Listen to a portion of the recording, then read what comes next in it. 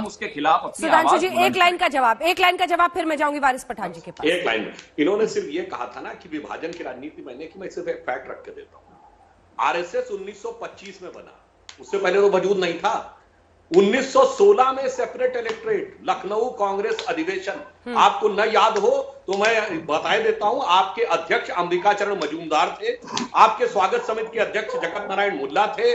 कांग्रेस का अधिवेशन लखनऊ के मोती नगर में हुआ था, मुस्लिम लीग का रिवायाम क्लब में हुआ था, और पृथक निर्वाचन क्षेत्र की मांग कांग्रेस ने मानी, आरएसएस का जनाब अस्तित्व नहीं था। फिर आगे हिम्मत बढ़ गई जिन्ना की, उन्होंने कहा अब मैं महात्मा गांधी को महात्मा नहीं बोलूंगा, ये हिंदू उपाधि है, इसलिए हर फिल्म में आपने देखा होगा मिस्टर गांधी वो बोलते थे, आपने मान लिया। फिर और हिम्मत बढ़ गई, उन्होंने कहा कि अब मैं वंदे मातरम नहीं बोलूंगा 1924 में, और हिम्मत बढ़ गई। आरएसएस तो 1925 से बना जाके, तब तक तो आप पूरा साष्टांग दंडवत कर चुके। पवन जी दो लाइन का जवाब,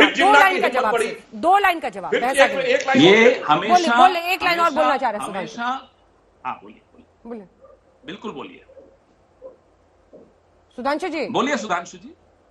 हाँ मैं एक लाइन बोल दूं, तब जिन्ना की हिम्मत जब इतनी बढ़ गई तो उन्होंने कहा गोखले गांधी को छोड़िए, हमको वोट करिए। वही आज हो रहा है, जो कुछ किया इन तथाकथित सेकुलर दलों में। अब ओवैसी कह रहे हैं अब राहुल गांधी जी ममता को और मुलायम सिंह को छोड़िए, हमको वोट करिए। वही विचार हर मुद्दे पर पवन जी, अनुच्छेद 370 से लेकर तमाम मुद्दों पर वही स्टैंड है ना जो विपक्ष का है। नहीं थी सुधांशु जी, आरएसएस 1925 में बनी, कब प्रासंगिक हुई कब अप्रासंगिक हो जाएगी वो नहीं बात हो रही। हिंदू महासभा ने गांधीनगर अधिवेशन में अलग अलग मुल्कों की बात की थी या नहीं की थी, और उसमें पोस्टर क्या था, हिंदुओं के लिए सावरकर और मुसलमानों के लिए जिन्ना। अरे आप जिन्ना का प्रचार कर रहे थे, हिंदू महासभा भी क्या था, वही विचारधारा तो वही है ना, कोई अलग थोड़ा ही है, आरएसएस हो या हिंदू महासभा हो।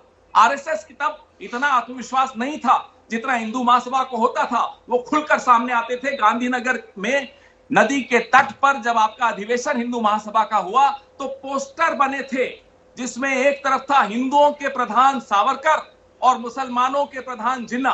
ये दो अलग अलग मुल्क बनेंगे। ये है आपकी विचारधारा का इतिहास, और इसी विचारधारा को आगे बढ़ा रहे हैं ओवैसी साहब। पवन जी, बड़ी प्रसन्नता होगी। पवन जी, अपनी कुशलता से आप बहस तो हाईजैक कर लेते हैं, कांग्रेस वर्सेस बीजेपी कर लेते हैं, लेकिन चुनाव में नहीं हो पाता है। तभी तो 5 सीटें बिहार में लेकर असदुद्दीन ओवैसी की पार्टी ने मामला बिगाड़ दिया ना सरकार बनाने का। एक बार वारिस पठान जी से एक रिस्पांस देते हैं। वारिस जी, दो बातें हैं। पवन खेड़ा जी कह रहे हैं कि आप नफरत का बटन ऐसा ऑन कर रहे हैं जो एक बार ऑन हो जाता है तो ऑफ करना बहुत मुश्किल हो जाता है, और दूसरी तरफ समाजवादी पार्टी का कहना है कि आप बीजेपी का खेल कर रहे हैं, उनके पेट्रोल डीजल पर आपके हेलीकॉप्टर उड़ते हैं। जवाब दीजिए।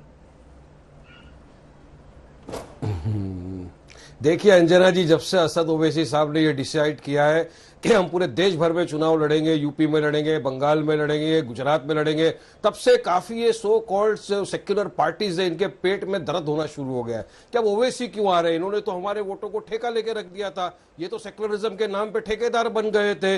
इनका तो ऐसा था कि बस हम ही को वोट दो, हम इक्तिदार में बैठेंगे, मगर काम तो कुछ नहीं किया 70 साल में। अब हम मेहनत करते हैं, हमारे लीडर जो है 31st बनाने के लिए स्पेन और मैड्रिड तो नहीं जाते, हम तो यूपी में मेहनत कर रहे हैं, बंगाल में मेहनत कर रहे हैं, गुजरात में मेहनत कर रहे हैं। तो इस तरह की अनाप शनाप बातें लोग बकते रहेंगे।